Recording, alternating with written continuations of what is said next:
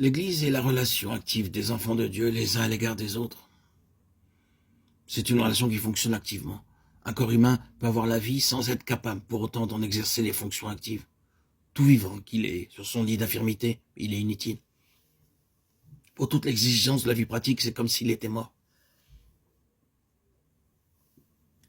C'est un corps qui ne fonctionne pas. Le désordre s'est sans doute installé dans l'organisme et la coordination des fonctions fait défaut. Quand, abaissant les regards sur les siens, le Seigneur constate qu'ils ont la vie, mais que les fonctions de relation sont faussées ou inexistantes, pensez-vous que son cœur puisse être satisfait? Ce qu'il appelle son Église, ce n'est pas simplement un corps animé de sa vie. Quand il dit « je bâtirai mon Église », quand il parle de son Église, il la considère sûrement comme un organisme fonctionnant normalement, parce que les membres ont entre eux une relation spirituelle normale. L'existence de sa vie dans le corps tel qu'il la leur a donné ne lui suffit pas.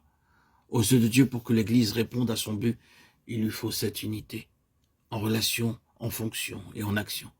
C'est là justement que surgissent toutes nos difficultés et tous nos problèmes. Car il faut bien que ces choses aient une expression pratique, et c'est là que quantité de gens se heurtent à des obstacles de toutes sortes et se retrouvent souvent dans la confusion et le désordre, faute d'avoir su distinguer entre deux choses très différentes. La communion spirituelle, la collaboration avec ce qui est vraiment du Seigneur parmi les siens est une chose, mais l'association active avec ce qui n'est pas scripturaire dans le système humain est une autre chose. Et les deux ne doivent pas être confondus. Voici ce que je veux dire. Il y a des gens qui pensent que pour être en communion avec tel ou tel chrétien, il faut entrer dans leur milieu, devenir une partie intégrante de leur système, de leur communauté, de leur ordre de choses. Pour eux, la preuve de la communion fraternelle, c'est d'être avec eux au sein de leur communauté. Ce n'est pas ce que nous entendons quand nous parlons d'une communion fraternelle active entre enfants de Dieu sur une base spirituelle. Et c'est ici, malheureusement, que les points de vue divergent. Quelqu'un peut dire soit en parole, soit par des sous-entendus, soit par son attitude. Si vous voulez me prouver que vous êtes en communion avec nous, vous devez vous identifier à mon milieu et vous devez vous y engager avec nous. Mais la relation spirituelle entre enfants de Dieu est tout autre chose. Et c'est là que surgissent toutes les difficultés. Et c'est là si souvent que le Seigneur oblige à des séparations si douloureuses.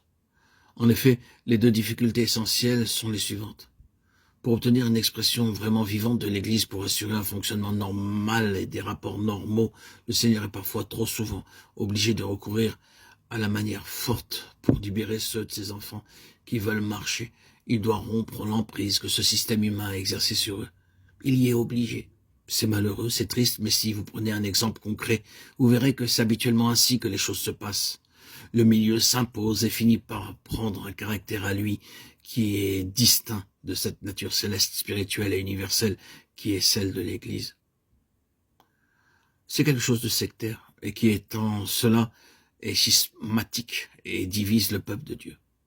Que de fois le Seigneur n'est-il pas obligé d'intervenir, d'en sortir les siens et de les amener sur un terrain neutre où ils pourront vivre et fonctionner non pas comme une communauté séparée du peuple de Dieu, mais comme une communauté qui ne veut rien avoir à faire avec ce qui n'est pas scripturaire.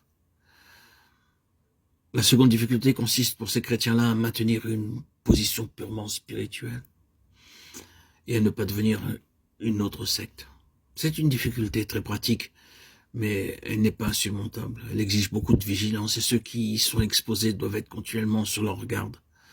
Non seulement dans leur doctrine, mais dans leur esprit, dans leur mentalité, dans leur attitude envers les autres. Ils doivent être continuellement sur leur garde contre le retour de cet esprit qu'ils sont censés avoir laissé derrière eux.